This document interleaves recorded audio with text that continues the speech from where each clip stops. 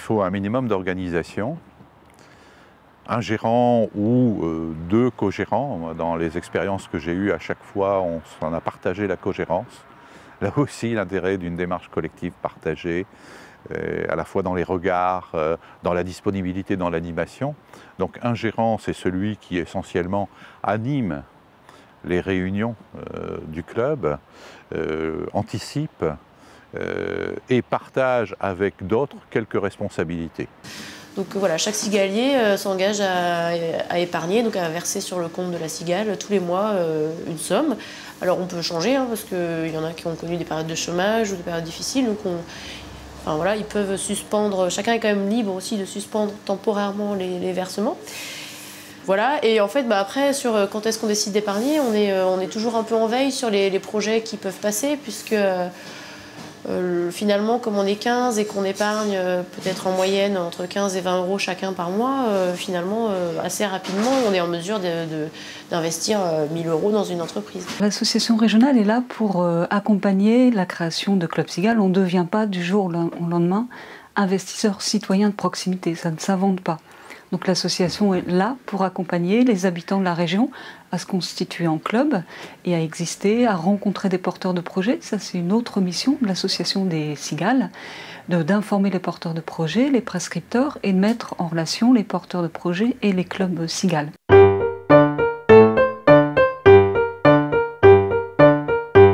En fait, on partage des valeurs qu'on met en œuvre très concrètement. C'est l'intérêt aussi de cet engagement citoyen, c'est de participer, d'être acteur d'un changement et avec une somme de compétences extraordinaires autour de nous. Quand nous avons créé la Cigale, il y avait des problèmes de licenciement ou du moins de suppression de postes à la verrerie Cristallerie d'Arc et on était motivés par rapport à faire quelque chose localement pour des gens qui étaient dans des situations de perte d'emploi. Et à titre personnel, en tout cas, la création d'emplois et le soutien de l'emploi, c'est quelque chose qui m'est cher. Donc moi, j'ai tendance à dire que la priorité, c'est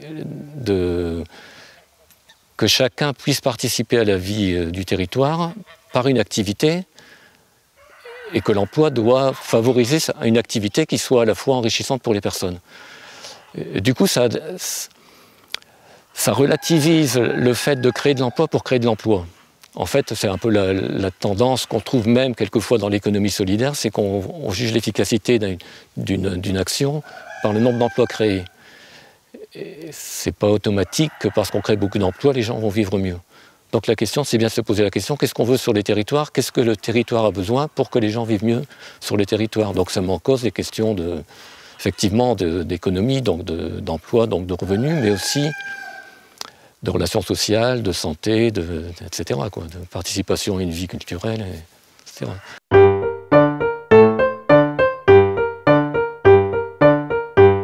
Ce sont des gens, c'est local en fait, ils sont des gens qui n'iraient pas forcément jusqu'à la création d'entreprises, mais qui sont impliqués à leur niveau dans le développement économique de leur région. On s'aperçoit que notre démarche de participation au développement local intéresse tous les citoyens, tous les élus, tous les acteurs de la vie économique locale. Et il est important de dire à tous ces acteurs qu'ici, à côté, il y a des citoyens qui se sont regroupés et qui ont envie de participer au développement économique local. Soutenir des projets qui sont porteurs de vie pour le territoire, qui vont tout simplement créer de l'emploi, créer de l'activité, mais au-delà de ça, qui vont contribuer à, j'aurais envie de dire, à réveiller le territoire ou au moins à en faire la promotion.